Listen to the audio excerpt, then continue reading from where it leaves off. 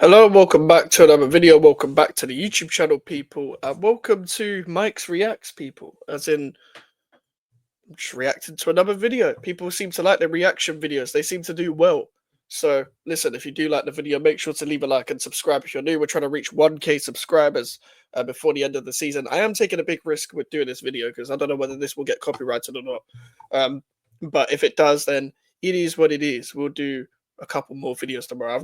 I've got videos planned for basically the whole week, and we're gonna try more of the uploads because as much as people say they like the streams haven't been doing well at all recently. So we're just gonna keep trying with the uploads. We're gonna still stream, but yeah, it is what it is. But we've got Michail Antonio's first interview since coming back with Governor B.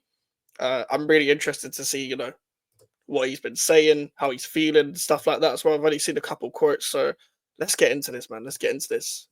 Before we get started, I've got to say, bruv, I think it's the best I've seen you look, Yeah? Yeah. A couple of times we've spoken over the years and I thought, he needs a stylist. Like, he's not looking too great, but he's doing all right at the moment.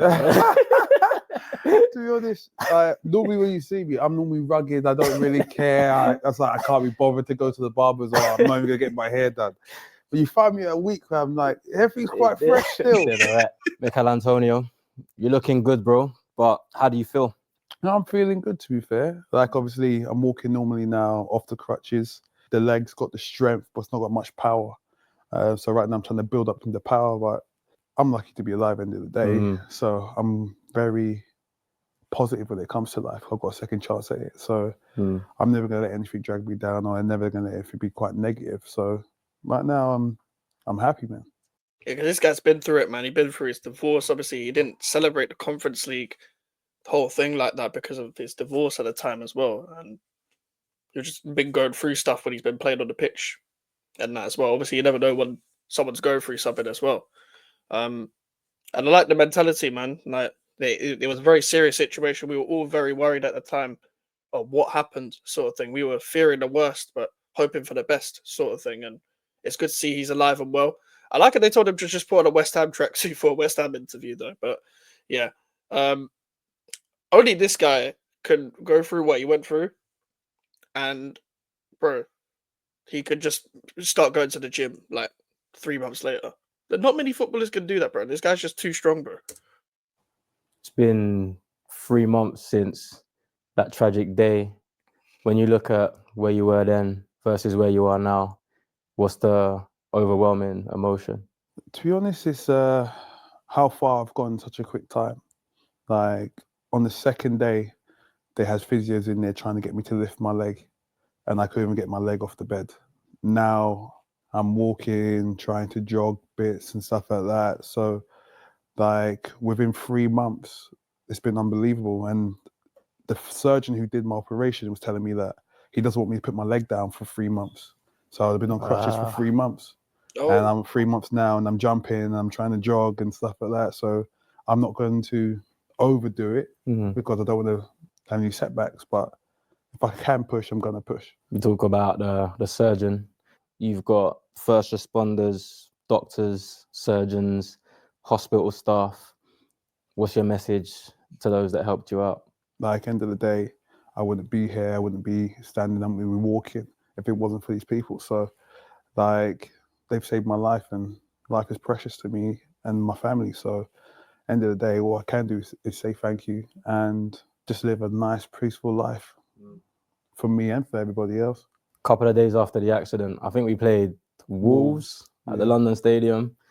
I don't know if it's true, but I heard you watched it from your hospital bed. I'm not going to lie, it's made me more, like, hungry at games. Like, when I watch it, I'm more passionate than I've ever been. Really? No so way. Like, it's actually quite crazy. Like, when the game's going, like, you see me jump up and stuff like that. But before I was just quite like, okay, all right, it's okay. Like, but now I'm like quite passionate. I just want everything to go well.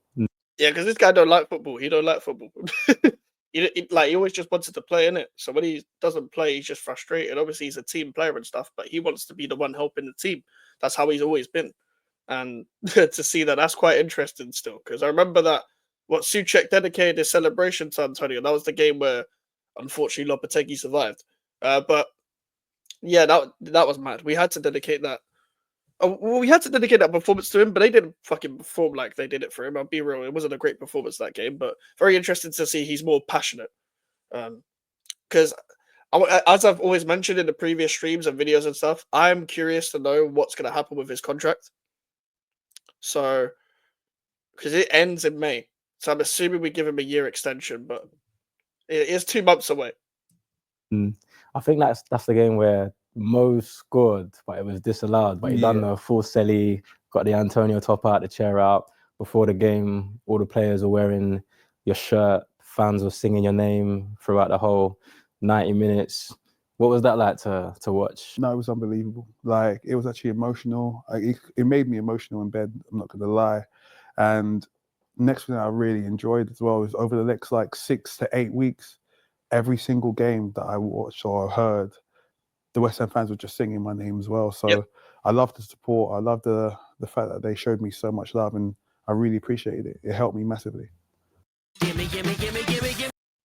Fuck's sake, man. But is there any way you could give us an insight into what kind of recovery and rehab has looked like? Yeah, definitely. 2 days after the surgery, got me to like lift my leg up or out of the bed. But then in the evening, they're like, no, you have to get up. They'll get me to lift my leg, and trying to get me to lift my leg for like a good 3 weeks, and then hold it, and then try other things just to build up the strength back into it. Within 3 weeks, I was walking. It's quick. I feel it's quick, man. Mental. 3 weeks. 3 weeks, and all he's saying now is that he has to build up power in his leg. That's interesting, man. 3 weeks, you know. With a crutch by 100%, and then by the 5th week, I was walking normally. Within 2 months, I was doing 90 kg on my leg. Now I'm at 130 kg on my leg and trying to jump. I can hop now. Whereas when I was hopping before, like 10 days ago, I was probably hopping this much off the ground. Now I've got to here. Nice. Within 10 days. So things are just moving smoothly. The muscles are getting back to where it's just obviously muscle memory. But obviously it's been a long period, like three months. So it's going to take a bit more time. Obviously, like, when you listen to footballers when they go through long-term injuries anyway, it, like, obviously when he's talking about muscle memory and stuff, it's already hard enough going through like a normal, like when you like tear your ACL or whatever, which is quite a normal footballing long-term injury that most footballers go through anyway. And you always hear them talk about trying to build up their power, like in that anyway. So to go through that accident and then to talk about it like that, it's interesting. It's interesting because, like, obviously he has to build up the power. Like, probably won't return this season, innit? But yeah, it's difficult. But we didn't think he was going to be at this stage when we heard about the accident. So we didn't know if he was going to play football again. But it looks like he is. I know it's taken a lot of physical strength. It must take a lot of like mental strength as well. Do you think there was a breakthrough moment where you sat up and you thought, nah, like, I can beat this, I'm Michail Antonio? I just knew that I could make it back from this. Like, as long as the surgeon says that I'll be able to walk and I'll be able to run and I'll be able to play, then as long as you say that to me, that means I know for a fact that's going to happen. It's just when and how long it's going to take. They told me 6 to 12 months. And I was like, all right, no problem. That's you've given me my time. You know, you're telling me I can do it. So it's going to be done. He said 6 to 12 months and he's already at this stage now. That, bro, he's going to fast track that. I don't remember anything from the crash, but my body does. So there's days where I get upset. There's days where I get emotional. It's difficult to understand because I don't remember anything. So my body's getting upset, getting emotional, and telling me that I'm upset, whereas there is no reason for me to feel it. I've had them days as well, so it's just how it is. We're spoken about help from a medical perspective, but when you have those down days, what other people in your life have helped you get through? Now, down days, I speak to my brother, I speak to my agent, speak to my missus, also do therapy. I've been doing therapy for 2.5 years now, and I think it's just a pivotal thing for people to have. Now doing therapy myself, I feel it's something that everybody should do. Having a person who's a blank page is just listening there and getting you to in tune into yourself, getting you to understand what's actually going on in your life via you, not them giving their opinion. It's probably one of the best things that's ever happened to me in my life. Yeah, I watched his high performance podcast when he was on Jake Humphrey's podcast talking about therapy before, obviously when he was going through the whole divorce thing and stuff. So it's kind of interesting. I mean, well, it's good that he has that there. It's good that he has that there, and obviously each to their own, innit? Each to their own. Everyone like will have their own coping. Some people prefer to stay on their own and go through stuff on their own. Some people prefer to talk to a therapist because it's someone they don't know. As Antonio said, blank page. It kind of like suits their personality a lot more. Some people just prefer to talk to people that they do know. Like each to their own, innit? And I think it looks like it's really helped him just over the past few years. And obviously, it's going to be really important, especially when you go through a crash like that. That's incredible, man. And I know that's going to help a lot of people hearing that as well. What other tools and things have you done to help pass this time? I don't know if you're caught up on Netflix, whether you're doing fantasy football, whether you picked up a new hobby. I'm late. I'm extremely late. I'm going to say it because before everyone else starts to throw it out, I watched Game of Thrones. But like, I started it like 8 years Every ago. season. Every season. I started like 8 years ago and got to like season 4, but I binned off Game of Thrones for Suits because Yeah, fair play. no, Suits is better than Game of Thrones. I'm not a serious guy, so I can't get into this debate. Not gonna lie, I don't watch TV, serious Netflix, any of that. I literally, when I get time to watch things, I just put YouTube on in the background and play Football Manager. That's literally all I do. So I know a lot of people like Game of Thrones, but they did like the last season. That's why I hear from people all the time. It's in my eyes. Yeah, in my eyes, in my opinion, yeah. No one hold no nothing. I don't hear nothing from But nobody the thing else. that's killing me, they're not even in like the same genre, bro. Yeah, I was like, yeah, but Suits has got so many episodes. Yeah, so does yeah. Game of Thrones. I ain't got time to be doing that. So I watched Game of Thrones. To be fair, I've not really had no hobbies, but I've been having my family over to my house a lot. Sick, So yeah. the family's been coming Yeah. over and we've been playing like Ludi, dominoes and stuff. So it's kind of brought us a bit closer. That's amazing, man. And a reminder that there's things that are bigger than football, and these scenarios help us remember that. But I know a lot of people are wondering where your mind's at and whether you want to get back to kicking ball again. No, 100%. That's a fact. Like, at the end of the day, I didn't get into football because I was a football fan. I played football because it was a hobby that I loved. And that is still my dream. It's still something that I'm actually really enjoying. There was a time where it did become a hassle. There was a time that it became a job, but then I started to enjoy it again. And that wasn't because of football. It was because of everything that's going on outside of my life. So now I was back and I was enjoying it. I'm still enjoying it. So I'll definitely be back kicking the ball again.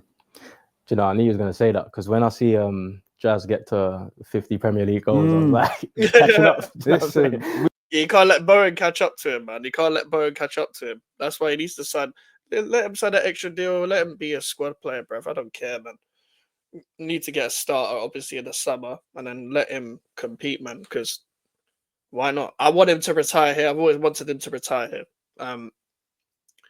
I was critical of him before his injury and stuff, but I feel like he can still make an effect coming from the bench. Put it this way: no centre back wants to defend against Michail Antonio, especially when we were in Europe and stuff, because they weren't used to a player like him. And I knew he was gonna say if there was a possibility that he could play again, as he said, like the surgeons told him that 6 to 12 months.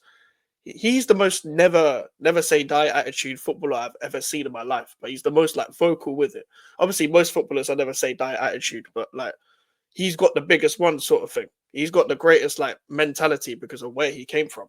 I feel like that better. I feel like you see that a lot more from players that play through the leagues, like the Jamie Vardy's, the Ian Wrights, the Chris Smallings, etc. You see the more authentic story sort of thing instead of like coming through the academy and stuff where you're like you can afford to get a Lambo when you're like 16. this rivalry is a bit mad still, and at the end of the day, I've given him an extra 7 months on myself. So, so I need to come back to that to add a little distance in that. Or man needs to leave. Yeah, Jazz. Right now, I'm not gonna be honest. Like, you're too good for West Ham. I'm saying you gotta go with it. Yeah. No, stay, Jazz. Stay. We need you, bro. Speaking of Jazz and the West Ham family as a whole, how have they been in this time? Has anyone like surprised you? What's the relationship been with like the players, the fans, the board? It's been unbelievable. I'm not gonna lie. From day one, the Cub was the people who called all my family to tell them what was going on. Karen Brady came to the hospital to see me. Yeah, she did something good. The players came to the hospital to see me. The manager, Lopatelli, and the staff came to see me. I've had fans sending gift packages. Mm. Like it's Man, mine must have got been- lost in the post, bro. Look at Sorry, man. that. It's coming soon. It's coming soon. I've had so many gift packages from like fans, from friends, from family. It's been overwhelming. It's really been an emotional time just by the love that I've been getting. It's been unbelievable. What? A Dorito? This is like a bit of a cheeky question, but any players like surprise you? Like anyone like texting you before bed, just making sure you're all right, Mickey? Anyone bringing you grapes and that kind of stuff? Like Nicholas Fulcock, That sounded a bit fruity, no pun intended. I found out that on the day he found it he was in tears. Fulcrum. Yeah, Mad. like in tears about it. Like quite a few boys were in tears, to be fair, but obviously Nicholas is new to the club. Yeah. Like we've not had a massive relationship, as in when I say not massive relationship, like we've bonded at training ground slightly. Like I had a crash in December, he came in September, so only Yeah, also he was injured as well. been 3 months. So the fact that I heard that he was crying, like, Wow. is actually crazy. And then all the boys turned up to the training to the hospital. That was another great experience as well. Special bond, man. Bro, it's good to see you back and smiling. What's kind of like your main ambition for the near future? You've talked about, you know, getting back to full strength and just focusing on that. You've got an ambition to play again one day. But yeah, what does the next, few months look like for Michail Antonio? For me is just recovery. Spend time with the family, just make sure everything's right. And you know what? Whatever happens, happens. And Have a chill summer, bruv. with the car crash, it kind of made me focus on more stuff outside of football. Yep. Because I was quite lackadaisy with that stuff. You know, I was like, oh, I'll do that another time. I'll do it another time. But end of the day, this car crash made me realize that there's not always another time. So I just have to do my stuff and do it now. Incredible, man.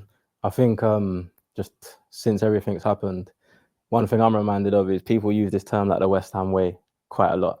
And I don't know if like most people know what it actually means, but for me, you epitomise that, come up through the leagues, worked hard, ended up at West Ham, started at right back, right mid, striker, became our all-time leading Premier League goal scorer. And now after this, you're determined again to beat the odds and get back to full fitness and play again one day and make your family proud. And I think you epitomise the West Ham way. So well done, man. And it's good to see you up and about. And yeah, man, let's see what the future holds. Oh, thanks for having me, bro. All good. That was a great interview. Obviously, Governor B is a top interview as well at West Ham. Great representation of West Ham fans as well. So I rate what he does. Obviously, I like his music as well. So great interview. Obviously, they've been on a pod before, so I enjoyed that, man. I enjoyed that. It's good to see him back. Just talking and like walking about. Obviously, being in the gym and stuff as well. Like, it's just good to see that. It's good to see the basic things, man. Because I was afraid. I was considering whether even to stream that night because I didn't know whether it was appropriate to still preview the game, etc. as well. But it was good to see that he was, fine and stuff. But listen, people, make sure to like the video. Make sure to subscribe if you're new. Social medias are in the description if you want to follow me. The email for any inquiries. If you want me to react to anything football related as well, put in the comments. Put in the comments if you made it to the end of the video. And I'll see you guys later. Take care and peace.